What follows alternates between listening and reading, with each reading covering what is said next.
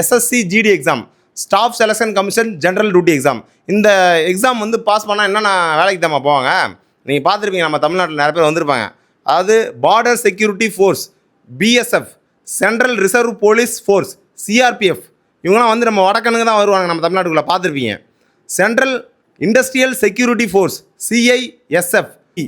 அப்புறம் இந்த மாதிரி நிறைய சென்ட்ரல் கவர்மெண்ட், இதுவே உங்களுக்கு புரிஞ்சிருக்கும். இந்த மாதிரி நிறைய சென்ட்ரல் கவர்மெண்ட் ஜாப் வேகன்சியில் வடக்கனுங்க தமிழ்நாட்டுக்குள்ளே உள்ள வரது எப்படி அப்படின்னா இந்த ஸ்கேம் மாதிரி தான்.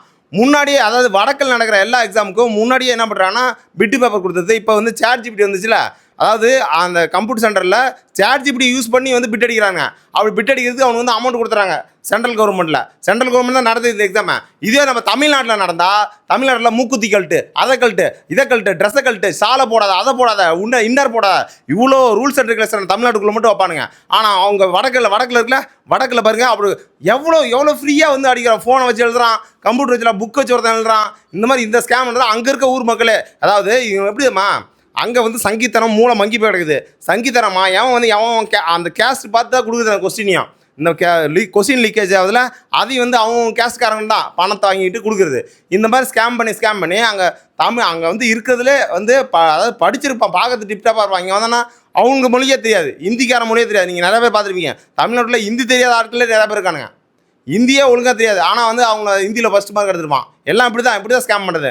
அவங்க வந்து ஒழுங்காக பள்ளிக்கூடம் இல்லை, அங்கே ஒழுங்காக படிக்கிறதில்ல. அப்போ ஏற்பட்ட ஒரு கூட்டத்தை இந்த மாதிரி ஸ்கேம் பண்ணி நம்ம தமிழ்நாட்டுக்குள்ளே அனுப்புகிறானுங்க. இதுதான் சென்ட்ரல் கவர்மெண்ட். இப்போ நீட் எக்ஸாம் வந்து கேன்சல் பண்ணாங்களா, அதே மாதிரியே இப்போ வந்து இந்த எஸ்எஸ்சி ஜிடி எக்ஸாமும் கேன்சல் பண்ணுவாங்க. அது நடக்கும். ஊர் மக்கள், அங்கே இருக்க ஊர் மக்களாக கண்டுபிடிச்சி அங்கே போய்ட்டு என்ன பண்ணுறாங்கன்னா, கம்ப்யூட்டர் சென்டர் எல்லாத்தையும் ஊர் மக்களை திரண்டு, அங்கேயும் வந்து மானரோசம் உள்ளவங்க இருப்பாங்களே, எல்லாமே அப்போ இப்போ கற்பாம்பூச்சி கட்சி மாதிரி அங்கே எல்லா ஊர் மக்களும் சேர்ந்து, அங்கே ஊர் மக்கள் இல்லை, யங்ஸ்டர்ஸ்லாம் சேர்ந்து அந்த எக்ஸாம் சென்டர்லாம் அடித்து உடைக்கிறாங்க.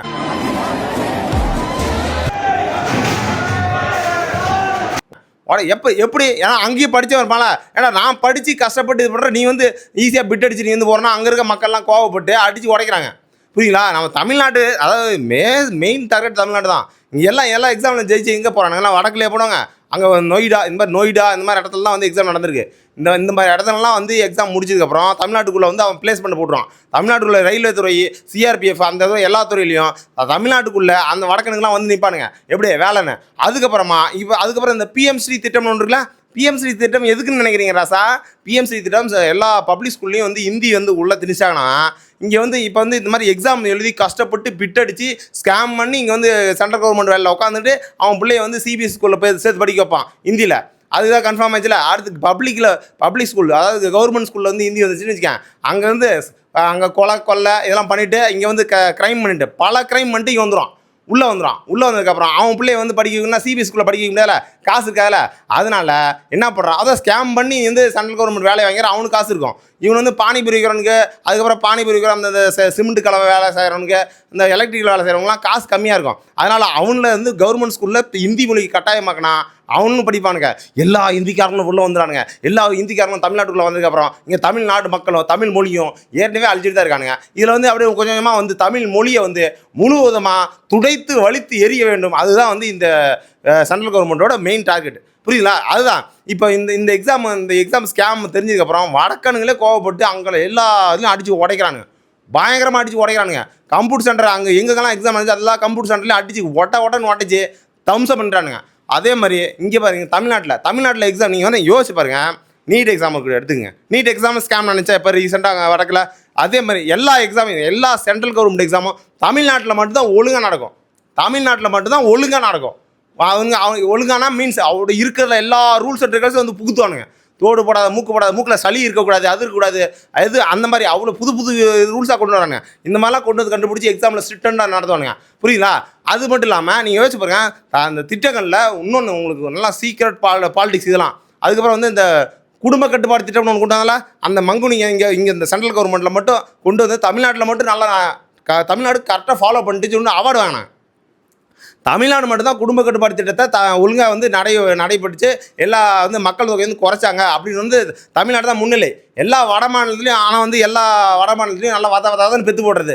வதாதான் பெற்று போட்டு எல்லாம் இங்கே வந்துடுது தமிழ்நாட்டுக்குள்ளே வந்துட்டு இங்கே வந்து வடக்கு ஃபுல்லாக நிரம்பிடுது. வடக்கு மீன்ஸ் என்ன, இப்போ கோயம்புத்தூர் வடக்கு மயமாயிருச்சு. அதான் வடக்கு மயமாயிருச்சா, எல்லாம் வதாதான் பெற்று போட்டு இங்கே வந்துடுறானுங்க. அவங்க வந்து குடும்ப கட்டுப்பாடு திட்டத்தை ஃபாலோ பண்ணல. ஆனால் நம்ம ஃபாலோ பண்ணோம். ஏன், நம்ம இனம் தமிழ் இனம் அவங்களுக்கு கண்ணூர்த்தலாக இருக்குது. அந்த தமிழ் இனத்தை தொலை தெரியணும்னா முதல்ல குடும்ப கட்டுப்பாடு திட்டம் அப்படின்ற முறையில் வந்து அப்படியே வந்து எல்லாம் இது பண்ணாங்க.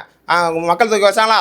இப்போ பாருங்களா, எல்லாருமே வந்து உனக்கு குழந்தை பிறகுனா ஃபெர்டிலிசிட்டி சென்டர் போனால் தான் குழந்தைய பிறக்கும். அந்த மாதிரி வந்து உணவு முறையும் அந்த மாதிரி வந்து ஒரு சுச்சுவேஷன் கிரியேட் பண்ணுறது தமிழ்நாட்டில் வந்து இருக்கிறதே வந்து கெமிக்கல் ப்ராடக்ட்லையும் எல்லாம் அப்ரூவ் பண்ணி வருது. இப்படி வந்து தமிழ் மொழியை இனமத்தை கொஞ்சமாக சுருக்கிட்டு அவனுங்க எல்லாம் உள்ளே வரணும். புரியுதுங்களா. அப்புறமா நம்ம தமிழ்நாடு ஒரு வடக்கு மயமாகி எல்லோரும் நாம் வந்து என்ன பண்ணோம்னா இனிமேல் வந்து வடக்க மாதிரி சுற்றணும். வடக்க மாதிரி வந்து அப்படியே பிக்காலி மாதிரி சுற்றினாதான் நாம் வந்து உயிர் வாழ முடியும். புரியுதுன்னு இல்லைன்னா வச்சுக்க நம்மளை ஒரு வழி பண்ணிடுவானுங்க. வடக்குன்னு இங்கே வந்து நம்ம வந்து இந்திக்காரன் வந்துட்டான்னு வச்சுக்கிறேன். நாம் இந்திக்காரன் அந்த இந்திக்காரன் எண்ணங்கள்லாம் வந்துடும். இந்து, கிறிஸ்டின், முஸ்லீம் எல்லாரும் வந்து அப்படியே பக்ரீத் நீங்கள் பக்ரீத் பண்ணிக்கல. இந்த பக்ரீத் பண்ணலாம். நான் அங்கே வடக்கில் என்ன நடக்குன்னு சொல்கிற பாருங்க. நாளைக்கு நியூஸ் வரும் பாருங்க. எல்லா முஸ்லீம் கோயில் பண்ணி போயிட்டு இது பண்ணி இப்போ கூட பார்த்துங்க. ஆடு வெட்டுறதுக்கு அந்த வந்து முஸ்லீமோட இது முறைப்படி ஆடு வெட்டுறதுக்கு பலி எடுத்து கொண்டு வந்துருக்காங்க. அங்கே போய் பண்ணியை கொண்டு போய் வந்து கலாத்து விடுறானுங்க.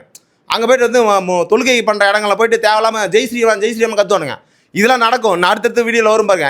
இன்னைக்கு பக்ரீத்தா, நாளைக்கு பாருங்க என்னென்ன வீடியோ வருது மட்டும் பாருங்க. இன்றைக்கே வந்திருக்கும். இந்த மாதிரி கலவர தூண்ட மைண்ட் செட்டப்பில் இங்கே வந்து நம்மளே வந்து கலவரவாதியாக மாற்றிடுவானுங்க. இருக்கிற கொஞ்சம் நெஞ்ச தமிழர்கள் எல்லாருமே எல்லாம் மூட்டை முடிச்சு கட்டிட்டு எல்லாம் வந்து போயிருங்க. எல்லாம் எங்கே நாமெல்லாம் எல்லாம் கிளம்பி போயிடும். வாரின்லாம் போயிடணும். போயிட்டா தான் அவனுக்கு வந்து வடக்கனுங்களாம் இங்கே வந்து ஜும்முன்னு உட்காந்துக்கலாம். இப்போ தான் நல்லா சுகமாக இருக்குது. அப்படியா இருக்குன்னா இல்லை தமிழர்களெல்லாம் அந்த போராட்டம் பண்ணுற போராளிகள்லாம் இழிவுபடுத்துகிறோமே நம்மளாம். எவனுமே வரமாட்டான். எவனும் இப்போ யார் மக்களுக்காக நிற்கிறாங்களோ அவங்கள யாரும் மதிக்கிறதில்லை இந்த தமிழ்நாடு. அதுக்கப்புறம் என்னமே வரும் நல்லா இந்த மாதிரி தான் தமிழ்நாடு, தமிழ் மொழி, தமிழ் இனம் எப்படி வந்து அழியுதுன்னு மட்டும் பாருங்கள்.